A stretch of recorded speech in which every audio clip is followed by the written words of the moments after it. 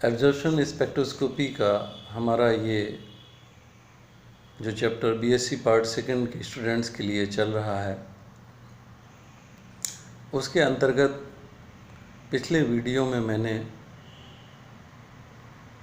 Alicyclic अर्थात open chain unsaturated hydrocarbon अर्थात एल्कीनो में संयुग्मन के बढ़ने के साथ में लैम्डा मैक्सिमम के मान में किस प्रकार से वृद्धि होती है, इसके बारे में डिस्कस किया था।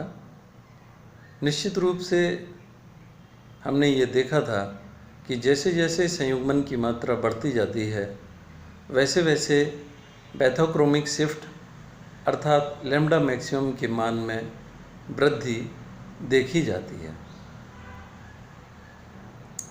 इथीन 1,3-ब्यूटाडाइन और एरोमेटिक हाइड्रोकार्बन में भी उसकी विवेचना मैंने वीडियो के लास्ट में की थी, क्योंकि बेंजीन में स्वयं एक कंजुगेटेड डबल बॉन्ड्स का अर्थात एकांतर स्थितियों पर द्विबंध तथा एकल बंध का तंत्र होता है। और बेंजीन का भी उदाहरण लेकर मैंने बताया था कि यदि बेंजीन में एक और बेंजीन वलय को जोड़ दें अर्थात नैप्थलीन में परिवर्तित कर दें, तो उसके लैम्डा मैक्सिमम के मान में भी वृद्धि होती है। तथा आपको रिकॉल करने के लिए बता दें कि बेंजीन में जो लैम्डा मैक्सिमम की वैल्यू 203 नैनोमीटर पर ऑब्ज़र्व होती है और नैप्थलीन में ये जो मान है 314 नैनोमीटर पर आ जाता है।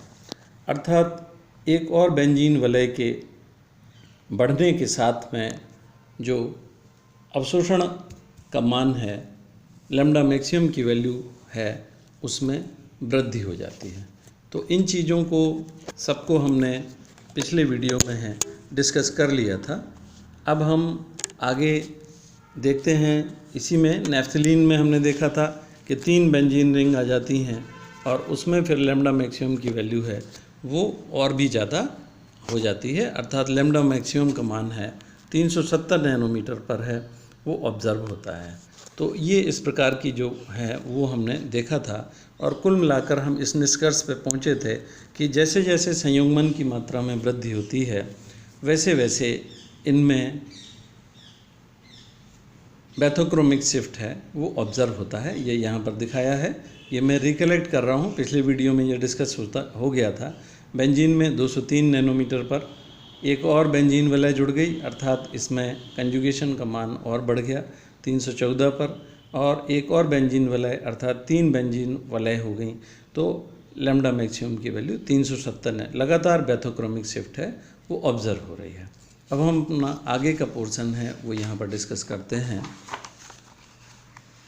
ये जो पार्ट है ये वास्तव में अब जो हम लोग डिस्कस करने जा रहे हैं वो यूवी स्पेक्ट्रोस्कोपी का एक बहुत इम्पोर्टेंट पार्ट है, जिसके अंतर्गत हम जो प्रैक्टिकल एप्लीकेशन है उसमें जो हमारा जो सिद्धांत है या जो प्रिंसिपल है वो किस प्रकार से हमें हेल्प करता है, उसको हम यहाँ पर देखते हैं। डाइनों के अवशोषण के लिए बहुत इम्पोर्टेंट नियम वुडवर्ड एवं फीजर ने जो नियम दिए थे, वुडवर्ड एंड फीजर रूल के नाम से जाने जाते हैं। Woodward and Fieser's rule for diene absorption. ये जो रूल हैं ये क्या बताते हैं कि सिद्धांत रूप से हम किसी मॉलिक्यूल के लिए जिसमें अनसैचुरेशन है, कंजुगेशन है, उसके लिए हम सिद्धांत रूप से उसके बिना यूवी स्पेक्ट्रम को देखे हुए भी हम बता सकते हैं कि इसके लिए लैम्डा मैक्सिमम की वैल्यू कहाँ प्राप्त होगी, अर्थात कितने नैनोमीटर के लगभग प्राप्त होगी। और जब वास्तव में देखा गया कि जो प्रैक्टिकल एस्पेक्ट है वो हमारे सैद्धांतिक जो मान हम वुडवर्ड एंड फीजर्स रूल को अप्लाई करके देखते हैं उसके बहुत नज़दीक आता है। तो इन नियमों में हम देखते हैं विभिन्न एल्किल प्रतिस्थापियों के द्वारा 1,3-ब्यूटाडाइन में प्रतिस्थापन कराने पर कितना बैथोक्रोमिक शिफ्ट अर्थात लॉन्गर वेवलेंथ की ओर शिफ्ट होगा, इस संदर्भ में वुडवर्ड एवं फ्रीजर ने कुछ नियम हैं वो प्रतिपादित किए। तो वुडवर्ड एंड फ्रीजर ने डिफरेंट नियम हैं वो प्रतिपादित किए थे कि कितने जो है लैम्डा मैक्सिमम की वैल्यू में वृद्धि होगी अर्थात बैथोक्रोमिक शिफ्ट होगी। उक्त नियमों के अनुसार 1,3-ब्यूटाडाइन को मूल मानते हुए इसके अवशोषण के लिए लैम्डा मैक्सिमम की वैल्यू 217 है वो जो है मानी गई है। अर्थात इसके लिए जो वैल्यू है वो हम 217 मानते हैं, 217 है वो मान मानते हैं 1,3-ब्यूटाडाइन के लिए। ये सैद्धांतिक मान है। 1,3-ब्यूटाडाइन के किसी परमाणु पर स्थित हाइड्रोजन को मैथिल समूह द्वारा प्रतिस्थापित कराने पर लैम्डा मैक्सिमम में 5 नैनोमीटर की बैथोक्रोमिक। अब देखिए यहाँ पर अगर हमने 1,3-ब्यूटाडाइन में एक हमने मैथिल समूह का प्रतिस्थापन कर दिया, किसी भी कार्बन पर हम कर दें एक मैथिल समूह का प्रतिस्थापन, जैसे हम यहाँ पर देखें 1,3-ब्यूटाडाइन को हम देखते हैं CH2 डबल बॉन्ड CH, यहाँ पर एक हाइड्रोजन की जगह एक CH3 समूह ले आए and CH double bond CH2 हो गए।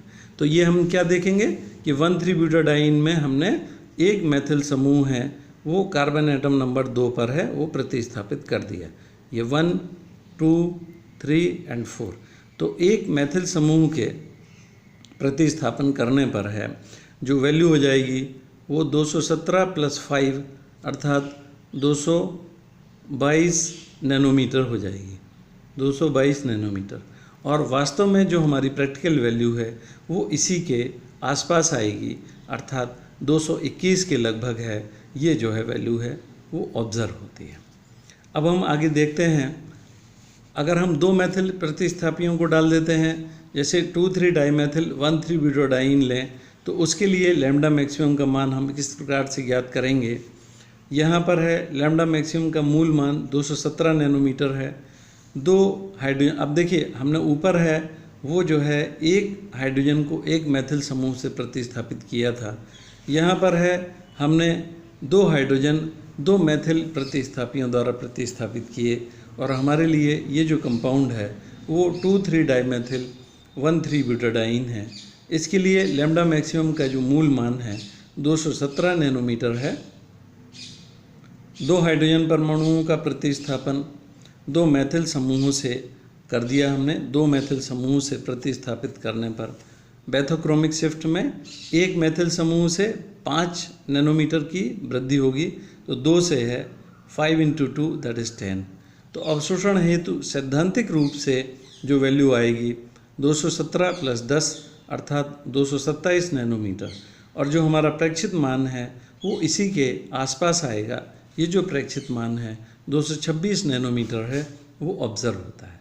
इससे हम क्या निष्कर्ष निकाल सकते हैं कि वुडवर्ड एंड फ्रीजर ने जो प्रतिस्थापित कंजुगेटेड डाइन्स हैं उसके लिए विभिन्न प्रतिस्थापनों पर बैथोक्रोमिक शिफ्ट के मान में होने वाले परिवर्तन से संबंधित जो नियम दिए वो सही है। अब है 1,3-ब्यूटाडाइन का हम देखते हैं, इसके 2 ज्यामितीय समावयवी हैं वो संभव होते हैं, एक समपक्ष है और दूसरा विपक्ष। ये कैसे उत्पन्न होते हैं हम जानते हैं। 1,3-ब्यूटाडाइन में जो 2 डबल बॉन्ड्स हैं, जैसे हम ये 1,3-ब्यूटाडाइन का ये जो है लाइन रिप्रेजेंटेशन किया है, अगर हम इसमें सारे कार्बन को डाल देते हैं तो ये इस प्रकार से हो जाएगा, CH है और ये CH2 हो गया, ये 1,3-ब्यूटाडाइन हो गया। अब इसमें जो कार्बन एटम नंबर 1, 2, 3 एंड 4, 2 और 3 के बीच में एक सिंगल बॉन्ड है। तो ये सिंगल बॉन्ड के अराउंड हम जानते हैं कि जो रोटेशन है वो डबल बॉन्ड के अलोंग नहीं संभव होता है, सिंगल बॉन्ड के अलोंग आराम से रोटेशन संभव है। तो यहाँ पर ये रोटेट कर जाएगा। क्यों रोटेट करेगा? क्योंकि समपक्ष समवयवी में दोनों CH2 समूह एक ही ओर हैं, अर्थात इनके जो हाइड्रोजन्स हैं इनके बीच की दूरी है वो कम होगी, अर्थात त्रिविमीय बाधा। हम जानते हैं कि अगर 2 समान प्रकार के समूह हैं और उनमें जो दूरियां हैं वो बहुत कम हैं, तो त्रिमीय बाधा उत्पन्न होती है। त्रिमीय बाधा उत्पन्न होने से उसकी जो पोटेंशियल एनर्जी है, अणु का जो पोटेंशियल एनर्जी है, स्थितिज ऊर्जा है, उसमें वृद्धि होती है, जिसके कारण उसके स्थायित्व में कमी आती है। तो जो संपर्क समावयवी है, इसका जो स्थायित्व है वो कम होगा, तो ये जो है चेंज हो जाएगा विपक्ष रूप में, जिसमें कि जो CH2 ग्रुप है वो एक का ऊपर हो जाएगा और दूसरे का नीचे हो जाएगा। तो ये जो है दूर दूर हो गए, समान समूह हैं, एक ऊपर हो गया एक नीचे। तो ट्रांस रूप में है, इसके स्थायित्व में वृद्धि हो जाएगी, और ट्रांस रूप है वो अर्थात अधिक स्थायी होगा, क्योंकि इसमें जो त्रिमीय बाधा है वो कम ऑब्जर्व होगी। अधिक त्रिमीय बाधा के कारण कम स्थायित्व होगा, और कम द्विमीय बाधा के कारण है इसका स्थायित्व है वो अधिक हो जाएगा।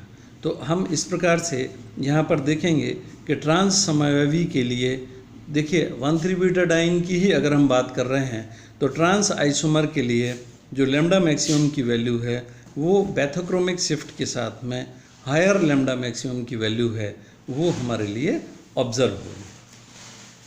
अब हम और कुछ एग्जाम्पल्स हैं वो देखते हैं।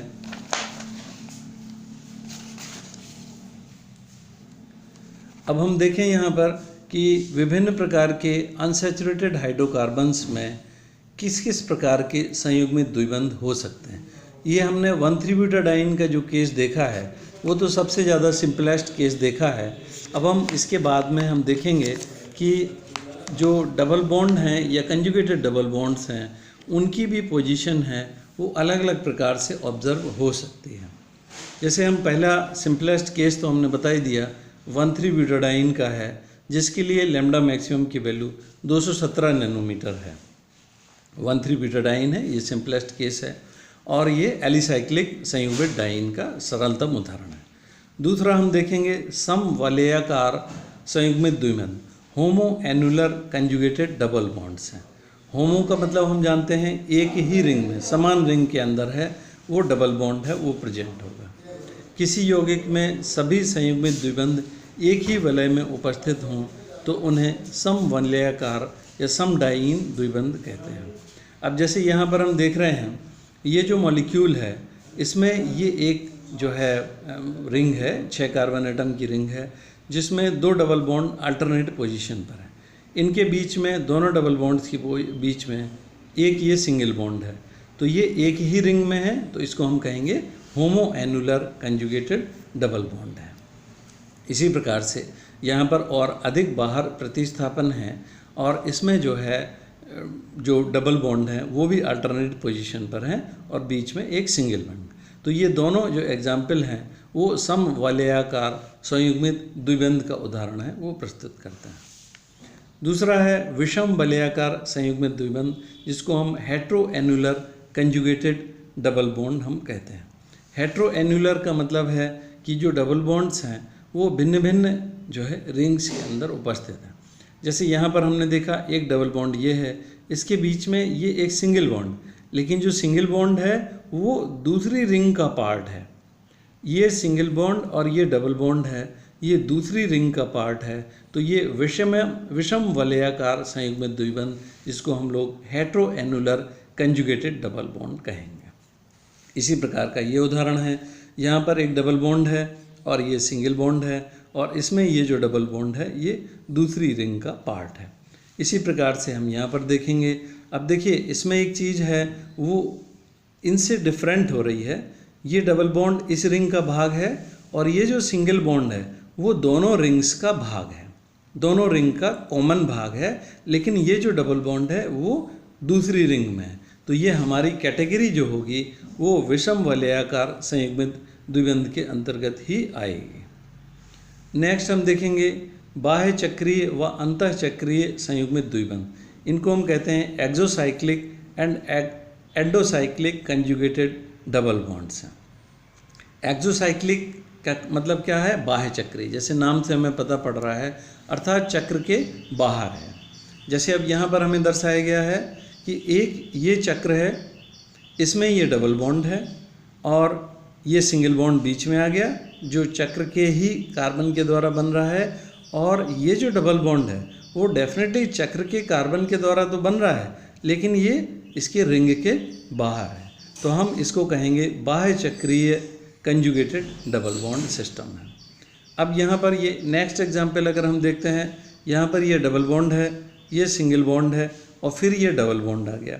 तो अब देखिए ये जो डबल बॉन्ड है और ये जो सिंगल बॉन्ड है ये ए रिंग का भाग है और ये बी रिंग में क्या है, केवल एक डबल बॉन्ड है। अर्थात ए वलय के लिए ये बाह्य चक्रीय हो गया। ए वलय के लिए ए वलय के इस कार्बन के साथ में ये जो जुड़ा हुआ है तो ये बाह्य चक्रीय हो गया।